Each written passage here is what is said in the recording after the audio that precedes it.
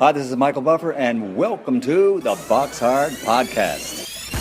Hello, everyone. This is Mikey Garcia. This the monster from the swamps, Regis Rougarou Program. Hey, what's up? This is King Carlos Molina, former IBF world champ. This is Michael, the Bounty Hunter, 2012 Olympian and your people's champ. This is Charlie Edwards, flyweight champion of the world. This is Fast Eddie Chambers, and you're listening to the BoxHard Podcast with my main man, Joey Coastman. Hello everybody and welcome to episode 481 of the BoxHard Podcast. I'm your host Joey Coastman. I'm joined as ever by former heavyweight world title challenger, the main man himself, Mr. Fast Eddie Chambers. Eddie, how you doing this week? Our second podcast of the new year. I'm doing great, my man. How about you? Always good when speaking with you, Eddie. That's the truth. This is going to be a very, very short podcast. It's going to be very, very much bite-sized. Last week's one was one of the longest we'd ever done. I think just under 2 hours, the podcast in the end. We went through so much. This one's going to be much quicker than that. There's not actually too much to review or preview. So, Eddie, you are probably not going to have too much to say. But what we will do on this episode, we're going to dissect just one more pound for pound list.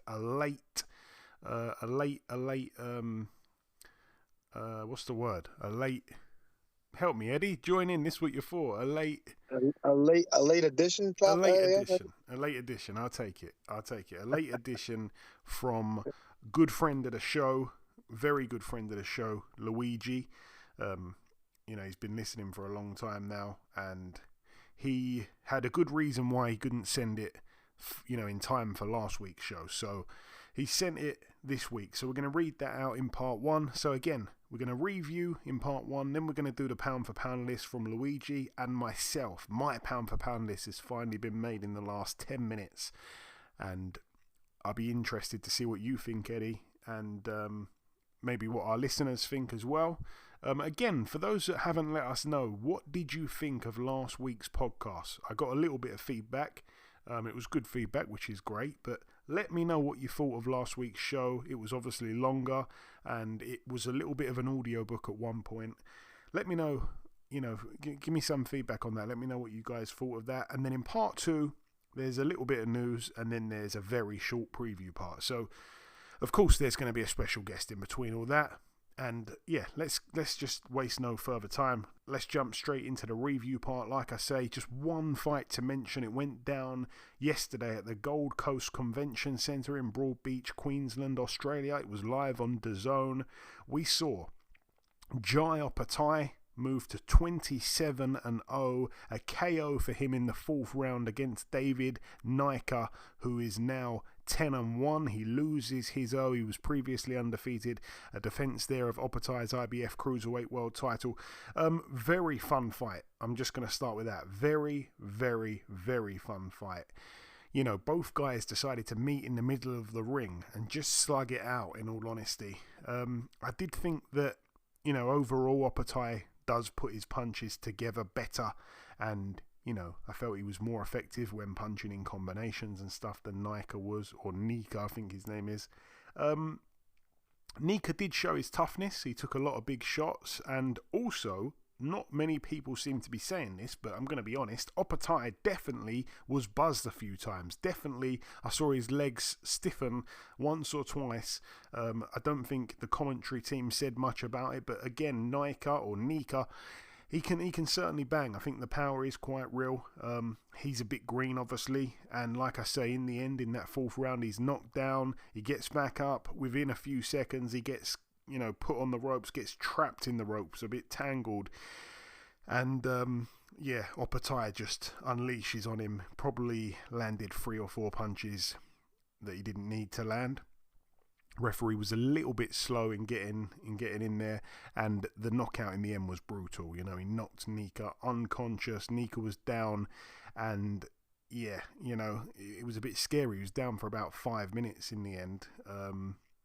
yeah, it's that kind of awkward moment where you celebrate, as part of Team Opataya, and then you kind of think, oh, this is getting a bit serious now, and the celebrations calm down, and it turns to instant kind of panic and worry. So wasn't good to see Nika down. I'm hoping he's okay. Good to see him, get back up and walk out the ring on his own. With his team around him. But yeah, I always felt this fight was a little bit of a mismatch. Obviously, it was thrown together about 2 weeks ago or whatever it was. Both men were preparing for different men on the same day, so they were both in good shape. But obviously, still, the switch, with just 2 weeks out is not ideal really for either guy, especially not for Nika, who I felt was in, just a mammoth step up really. Yeah, like I say, don't want to be too harsh and kick him while he's down, but I never really rated Nika. I'd seen him before. I just felt he got hit too much. He wasn't that great, that impressive for me. But yeah, like I say, brutal KO win in the end for Jai Opataya. That is the one fight to review. We're now going to move then to this, Eddie. It's another pound for pound list. Like I say, Luigi sent me this one. He was unable to send it in last week. He sends it in this week. So let's dissect. And let's maybe dissect name by name, because we've got the time to, I suppose. So Eddie, number one.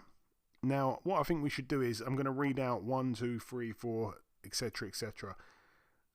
We have to say yes or no if we have a problem with the positioning of each man's name. Let's make it fun. So, number one, Inoue. Yeah. Yeah, I think we can make an argument that he deserves to be there at one.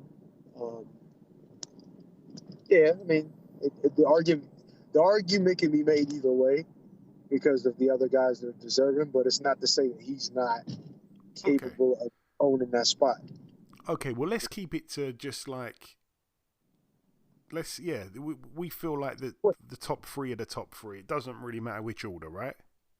Right. Okay. Right. So, again, Inoue number one. Number two, Usyk. Yeah. Yeah, I can agree with that. It's not too bad. Now, here's where there's a little bit of a twist. Number three, Beterbiev. Ooh, I mean, he's right there. He is right there. He's close, but to put him above, Crawford right now, a little bit. Yeah, you know what? It's not a terrible pick, actually. Now, you think about he just beat Bivol. It's not a terrible pick. That's actually not a bad one either. But it's hard to pick him over Crawford, in my opinion. Yeah, I mean, he does put Crawford fourth, and he does say because I felt he looked very average against Madrimov, which he did. But we do have to remember, Crawford is a former lightweight. He's up now at 154 pounds. We have to bear that in mind.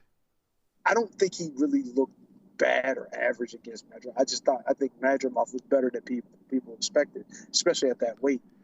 I think you gotta give grace for he's still fighting a high level pro who has a good amount of experience, amateur and pro. So it's like you can't just ignore that. And just looking at him, he does not look like a guy that's going to agree with you. So it's a way tougher a fight than people expected, but I really wasn't that surprised about how good he was. I just think it was more he was that good to that degree at the Crawford that we saw, him against. And I just think he was better than we thought. That's it. And also, I think it's a bit harsh. Obviously, I'm not too happy about the top three not being my top three. But again, there is no right and wrong when it comes to pound for pound. It's just opinions. But you can't, in my opinion, knock Crawford back a position because he decided to move up in weight, and just have one fight in which he won, by the way, and captured a belt in another weight class, become another weight world champion. I feel like you can't knock him for that. I mean, he's really settled in to welterweight. He's looked amazing at welterweight. He's won every fight by stoppage. Obviously beat Errol Spence when a lot of people were picking against him. It wasn't even a close fight, that fight. So he's a true welterweight at the moment.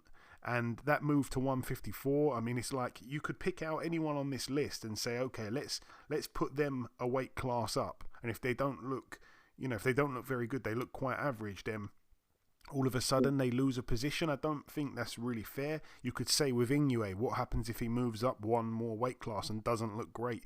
Is it fair to say he's still not the best fighter in the world? Not really, in my opinion. So that's just my view. I agree.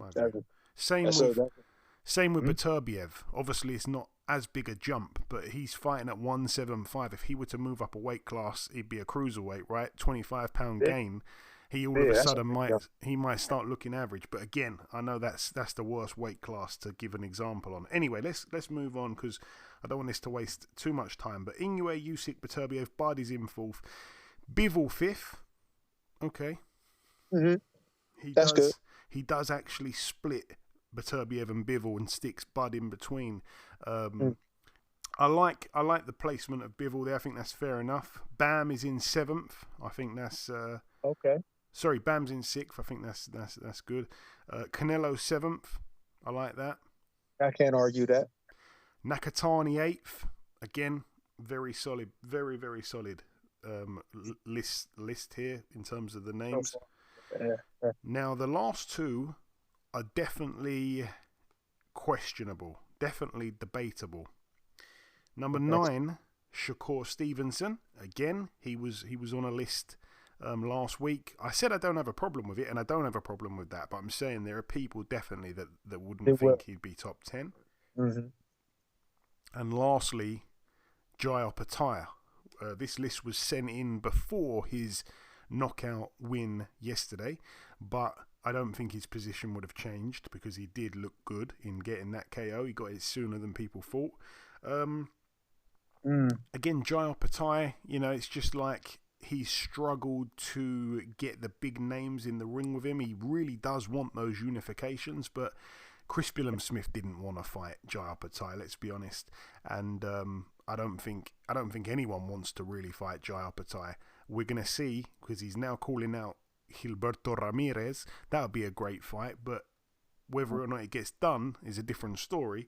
So yeah, Opetaia, his best wins were both against Maris Bradis in what were really tough fights for him. I think I don't think I'd put him in my top 10, but it's a good list, and like I say, it's all about opinions. I agree with probably 8 of the 10 names that are there. So with me, I like the Shakur. You know what I mean? Because it's not necessarily a popularity contest, whether that's a positive popularity or negative. It is to a degree, but it's not totally, because if that was the case, Tank would probably be number 1 because he's one of the most popular ones out there. And so with Canelo, even though, I think there are guys right now that's doing better. But he is skill-wise and potentially still one of the best fighters in the world. So I don't have as much of an issue. I don't have an issue with it really at all, having Shakur in it. But I know a lot. It's just that I know a lot of other people will, because they just don't like his style and the way he gets things done. But if you continue to win, it doesn't matter. Yeah, well said, Eddie. Moving on then to my pound for pound list, and again, I want to thank you, Luigi. We spent some good time dissecting that, which I hope you enjoy, even though you're probably going to disagree with some of it, because that's your list. But anyway, my pound for pound list, and again, go on, Eddie. What'd you say? No, I didn't say anything. I'm eagerly waiting this. Okay, and again, please feel free to criticize if you want. And don't be too nice. Don't say, "Oh no, I don't want to." If you feel I've got something wrong or someone's placement's wrong, do not hold back. And again, same for you, the listeners. If there's anything you disagree with, I will take that criticism on board. Give it to me, or equally, give me some good feedback if you think it's a good list. Anyway, number 1. This is already going to annoy Luigi for sure. Number 1, I've got Terence Crawford. Number 2, I've got Alexander Usyk. Number 3, Naoya Inoue. Number 4, Artur Beterbiev. Number 5, Dmitry Bivol. Number 6, Canelo. Number 7, Bam. Number 8, Nakatani. Number 9, I've put Tank.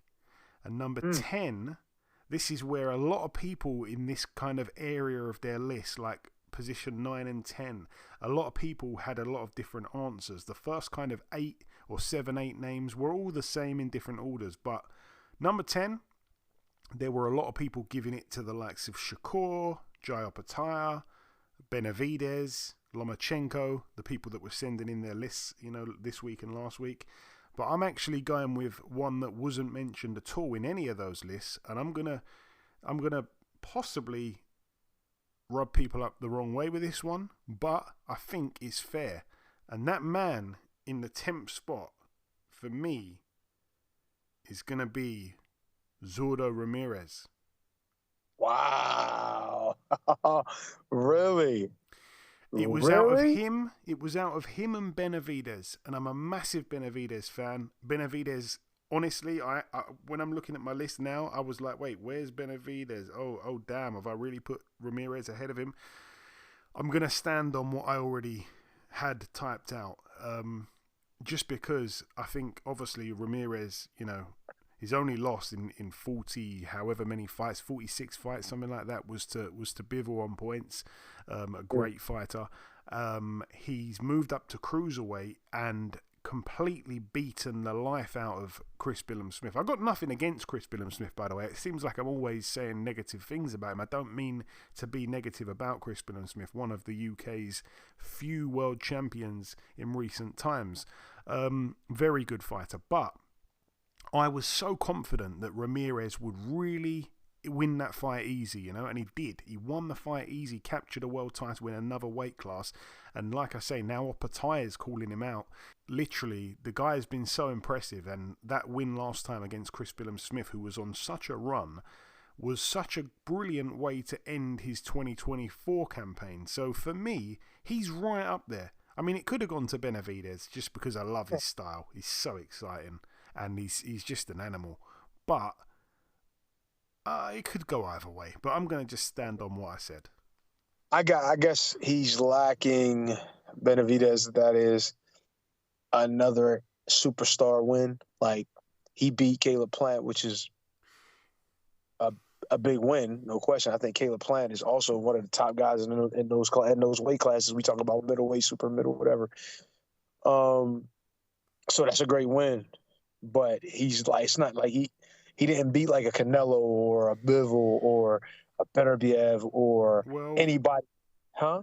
Well, you got to give him credit for beating Demetrius Andrade. I do. And you've got to give him credit for beating Alexander Gvozdyk as well at 175. I do. But those wins still aren't like a Beterbiev beating Bivol or a Bivol beating Ramirez. You understand what I'm saying? Or it's not like a signature type win. I feel like, and this is like you said, is where the opinions come in, right? But I feel like Demetrius Andrade coming from the lower weight class up to that weight class kind of diminish it. Also, him not being as active and not being able to fight fight the competition because he was avoided at his weight class previous, kind of diminishes it a little bit too. Not saying that it's not a good win still. It is absolutely a good win. But then looking in the fashion that it happened, it's no fault of Benavidez. But fact is, he's coming up out of weight class. He's not a puncher, a humongous puncher to begin with. It's kind of hard to look like, oh my God, great win. It was, but for hardcore guys like myself and you, we see that that's a hell of a win. Same thing with the other guy, Gvozdyk. I like his style. He's a good boxer. He was good. And he actually gave some shit back in that fight, which, proves that he was no slouch at all. But once again, he was stopped pretty soundly with Beterbiev. You know what I'm saying? And I'm not saying that takes away from it, but it doesn't. It's not the win it could have been if it was like he didn't fight Beterbiev. and he just fought. Damn, I can't get his name out right now. I don't know why I wanted to say Estrada, but anyway, it would have been a much better win had he been undefeated or had a draw or something. Like, it would have been different. I just think that it's kind of clouded. You know what I mean? And it's not the same kind of win that I think even Caleb Plant was.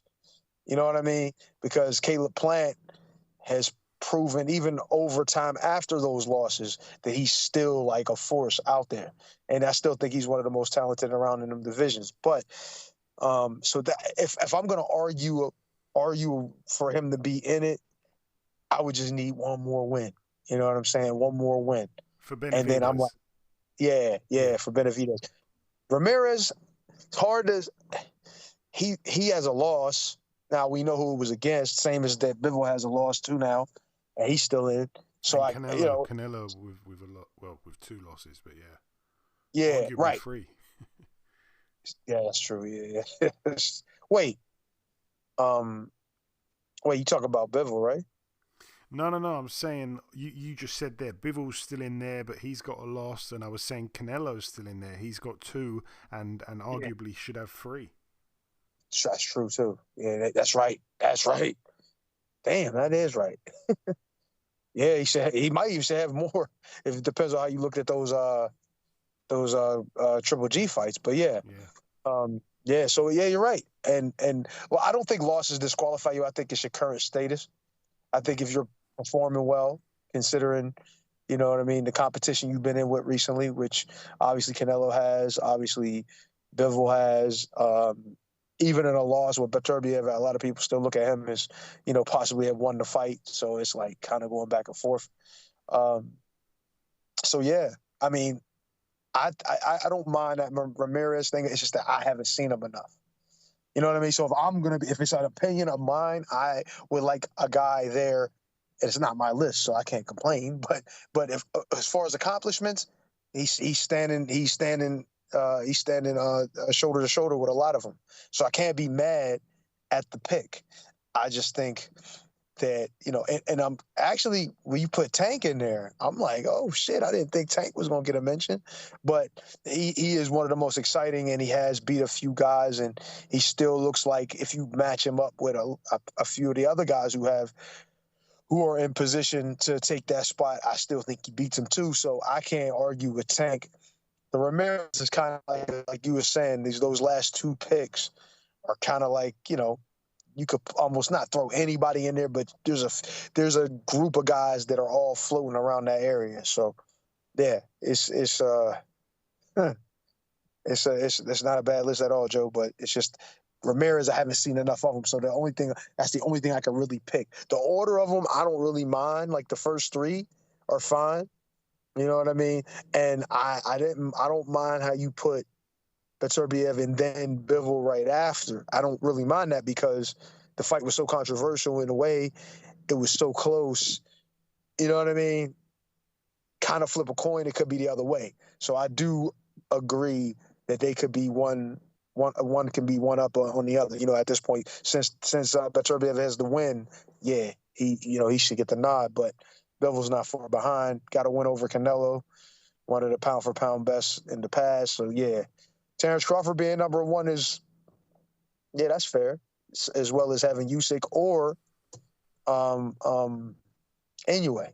All 3, you can literally pick whatever one of those and put them in any order you want, and I think it won't be you can't complain too much. So I like that list. It wasn't too bad at all, Joe. Thank you, Eddie. Thank you for your stamp of approval. It's funny, I said this podcast wasn't going to go on for too long, but you've probably spoke on it longer than you've done any other episode I was going to say all year. We're only 2 weeks in. Well, that was the longest all year. No, but look, I'm sorry, I talk too much. I can't talk. I mean, last week I did about an hour and a half myself. Anyway, moving on. That is the end, though, of the review part of the show. Again, I hope that the pound for pound discussion there was entertaining for our listeners, and obviously the review part was very brief. It's now time to welcome this week's special guest. Ladies and gentlemen, please welcome the former number one ranked super featherweight in the world. It is, of course, the main man, Mr. Archie Sharp. Archie, Happy New Year and welcome back on the podcast, my friend. Happy New Year, my friend. Hope all is well. Thanks for having me back on. Always my pleasure, Arch. So we last spoke back in August. It was just after your last fight, the Ghana fight. Looking back on 2024 as a whole, Archie, I know that you're somewhat a spiritual person. Is 2024 a year to forget or a year to remember for you? I'll tell you what, for me, it's just more about learning. 2024 was a good learning year for myself. Obviously, I had that first fight in May, which just the first round wasn't exactly a great start. And then the fight with, Ghana, didn't go my way.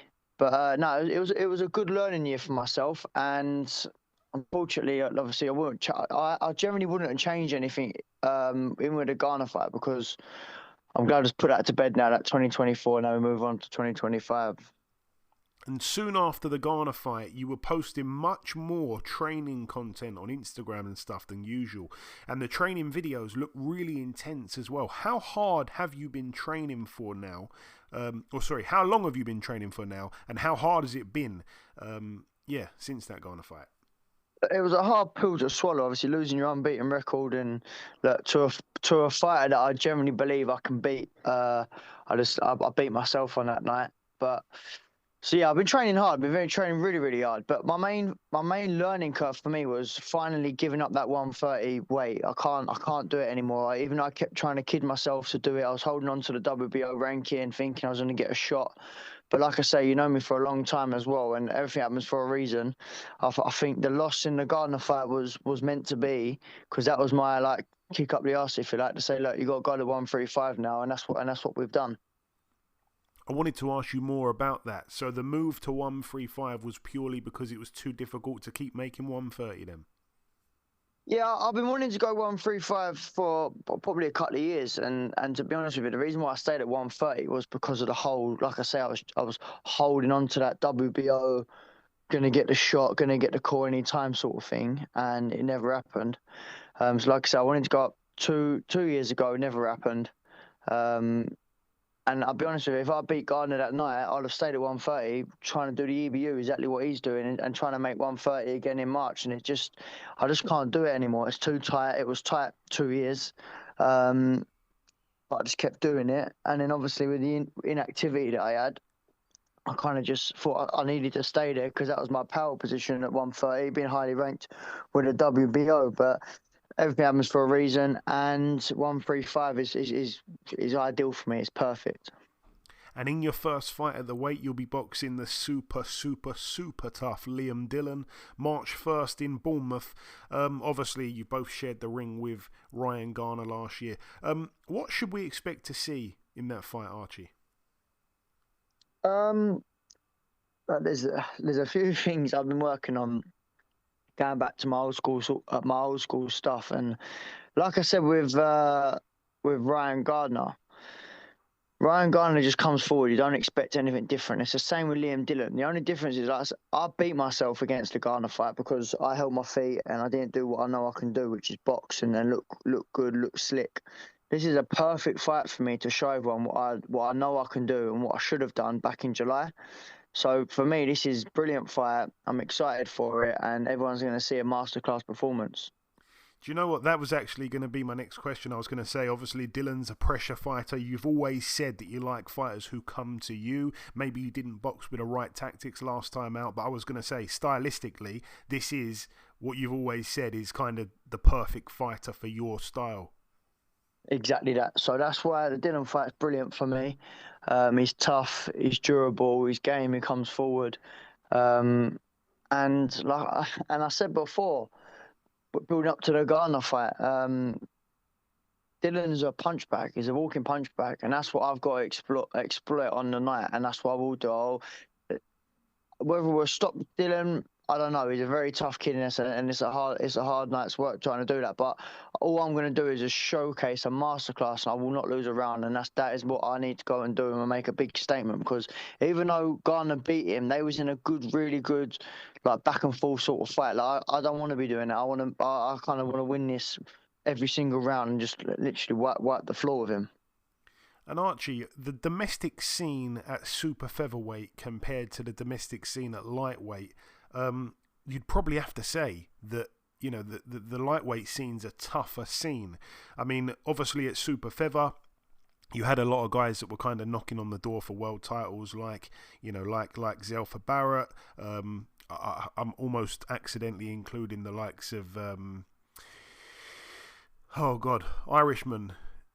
Kakachi. I'm almost including him. You got a lot of guys, obviously, like Josh Warrington. They're all sort of there, but then there's a big drop down to the likes of like a Reece Bellotti, Jazza Dickens, Jordan Gill, that type of level. But at lightweight, it's quite sturdy. Yeah, I agree. It's a great weight. Super featherweight was a good weight as well. Lightweight, I probably would say it's a bit better. But yeah, regardless, for me, it's about doing what I need to do, and that's becoming a world champion, like I've said from day dot. And I believe I can do that at lightweight. And Archie, without looking too far ahead, what is your dream, your realistic dream for the year 2025? You got this fight in March against Dillon. Obviously, you plan to win that fight and look good doing so. But realistically, what do you want to achieve in this calendar year? So ideally, we'll be by the end of this year, we'll be talking at least for it being in a world title fight for sure. Because we was there at super featherweight. Due to politics, it never happened. Now I'm back with Frank. I'm in a great position. There's some great fights there, and I'm jumping straight in March for another title, which is obviously a Commonwealth silver, which would then put me back in the rankings. And depending what's next after that, should kick me on to a big fight for the end of the year. And by the way, obviously it's not a fight to talk about us, I guess, right now. But if, for whatever reason, Garner were to move to lightweight one day, is that a rematch you'd prefer at 135? Oh, 100%. But I've already spoken to Wayne Batten, and it doesn't seem like they're coming to lightweight because I couldn't get the rematch before Christmas, which that was my sort of plan after that fight was I wanted to put that to bed, and get that rematch before Christmas, but. I said to Frank, if I do get the rematch, it'll need to be before Christmas because I'm tight at the 130 weight, and I'll only be going back to 130 if that fight's on the table, and it weren't never going to happen. So, and if Ryan Garner moves up, then yeah, of course, it's definitely a fight that I would want to put right. But I don't think he'll be moving up to lightweight anytime soon. And also, I wanted to get your take on, obviously, you know, the WBO champion at the minute is Ivan Baranchyk. We saw him. Is it Ivan Baranchyk? Dennis Baranchyk, sorry. We saw him beat, I'm getting confused with Ivan Baranchyk, another fighter. Dennis Baranchyk, we saw him beat Emmanuel Navarrete. He's going to be defending against Keyshawn Davis, who for me is one of the best contenders in recent years. I mean, last year he had a fantastic 2024. How do you see that one going? Yeah, I think Keyshawn wins that. I think Keyshawn does win it. He's a good kid, Keyshawn Davis. So is Baranchyk, but I mean, I think he's a little bit more special, Keyshawn. Should be a good one. All right then, just before we wrap things up, Arch, like I say, it's always great having you back on. You've been on, I think, more times than any other fighter. If you've got any closing words to the listeners in this new year, then take it away before we let you go, my man. Just a happy new year to everyone. Stay tuned. Obviously, 1st March is going to be a great show, and I'm looking forward to putting on a good performance. And yeah, picking up some more titles now in the lightweight division. We cannot wait, my friend. We cannot wait. March the 1st in Bournemouth. You got to tune in on TNT. You got to be there in person if you can make it over there. As always, Archie, the pleasure's mine. Thanks for your time, and like I say, best of luck on March the 1st, my friend. Well, thank you very much. God bless you, Joe. Thank you. Okay, now it's time for part 2 on this week's show. This part, of course, is the news part of the show. We're going to start here with this.